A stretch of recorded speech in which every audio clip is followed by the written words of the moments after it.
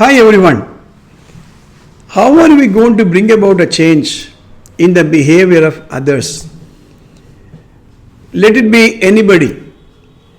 You could be a parent, you could be a teacher, you could be a boss, you could be anybody. We are living in a world where we have to interact with a lot of people. We have to succeed, for which we need the willingness and cooperation of all the members. The question is, how are you going to do this? That is what we are going to cover in this episode. Communication is very, very important. நம்ம ஒருத்தரோட பேசுகிறோம், பேசி அவங்கள மாற்றணும். Whereas while training an animal, we don't talk to them, but still we communicate. So the ability to bring about a permanent change in a person is very, very important. In an organization, there are a lot of layers. We have the chairman, managing director, the last grade employees. How do we bring about change? One of the major tools of communication is assertiveness. In fact, I keep saying assertiveness is the crown of all the skills. It is the most important skill a person should possess in order to succeed in life. You have two extremes of behavior. One is submissiveness, where you give up, you don't fight for your own rights. ஒன்றும் பிரயோஜனம் இல்லைப்பா, என்னால் என்ன பண்ண முடியும்? I am a victim of circumstances. With this state of mind, you give up. You know pretty well that what somebody else is doing is not good for him, not good for me, but you give up. This is called submissiveness. On the other extreme, you have what is called aggressiveness. An aggressive behavior, like for example, controlling a person by power, authority. தேவையான அடிக்கிறது, punish பண்றது. Aggressiveness. In submissiveness, you say, let me lose, you win. In aggressiveness, I will win, you better lose. In between these two lies the golden skill called assertiveness. In assertiveness, you establish what you want to happen by reasoning to the logical mind of the person. This is assertiveness. The advantage of submissiveness is immediately you avoid a problem. Okay, தணிஞ்சு போகிறேன், let me give up my right. But ultimately, that's not going to help you. In aggressiveness, immediately you get what you wanted. But ultimately, you are not going to be happy, because no aggressor has survived forever. History says this. Submissiveness is easy. Aggressiveness is also easy. But assertiveness is difficult. Immediately you don't get anything, but permanently you will get anything. So once you understand the spectrum of submissiveness, aggressiveness, in between you have the assertiveness. I hope you understood this.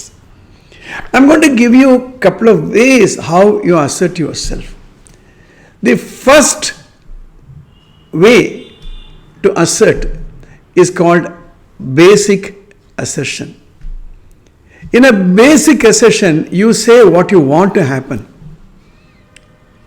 For example, if your boss is shouting at you in front of everybody in the open hall, you find out a time when he is in a mood to talk to you, go tell, sir, the way you are shouting at me in front of everybody, I feel unhappy about it.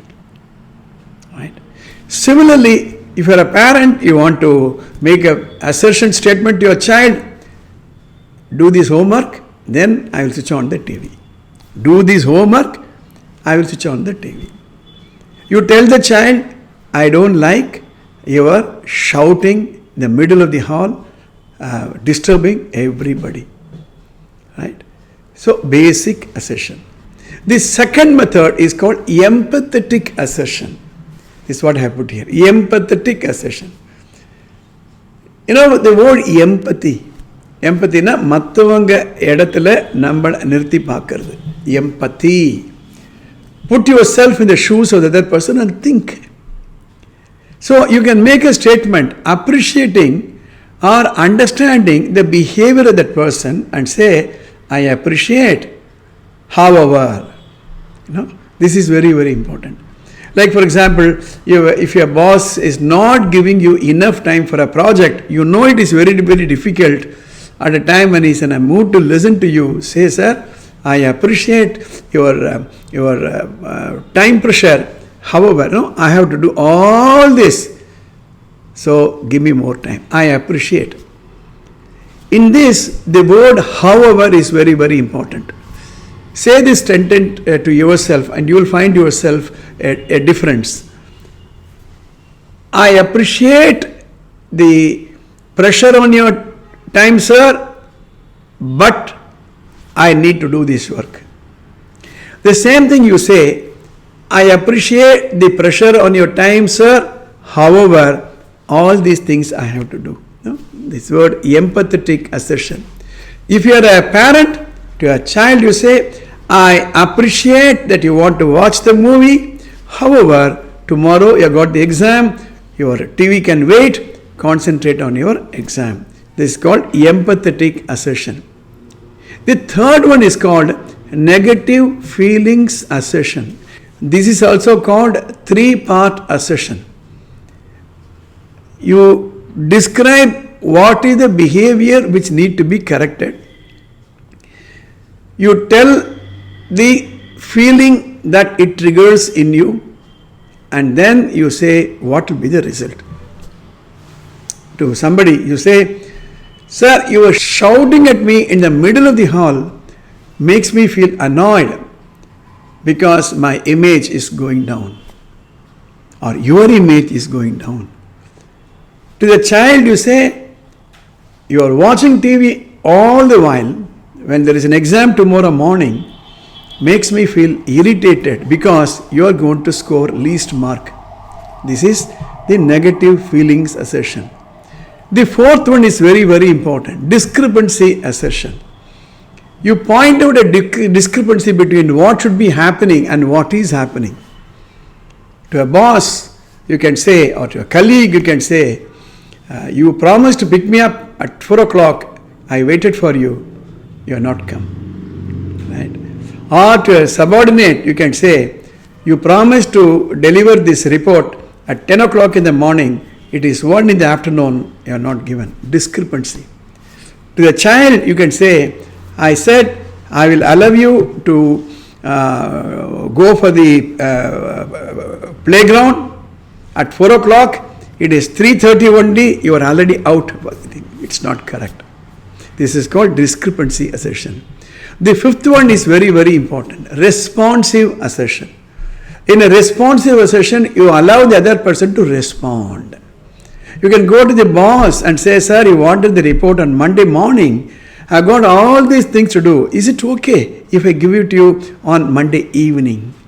Or can you give me one more day's time, Tuesday? Is it okay with you? Allow him to respond. To the child you can say, oh, you want to watch the television? No problem. Tell me, would you like to watch the this channel or that channel? Right? Or you want to watch this particular channel? Have you done your homework? Responsive assertion.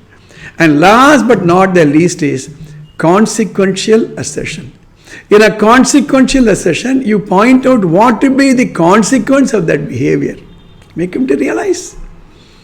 To the colleague, you can say, the way you are taking leave without informing me makes me feel annoyed.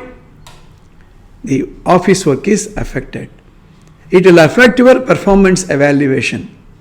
When it comes to the parent, you can tell the child, the way most of the time you are watching the TV or texting or watching the Instagram right? It will result in your attention being diverted.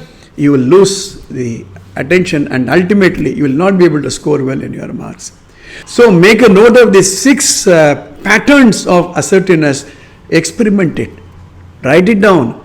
Take the example I have given. You write your own examples. Practice it. I am sure you will be able to bring about a change. If you are not subscribed to the channel, please do subscribe. I will meet you in the next episode.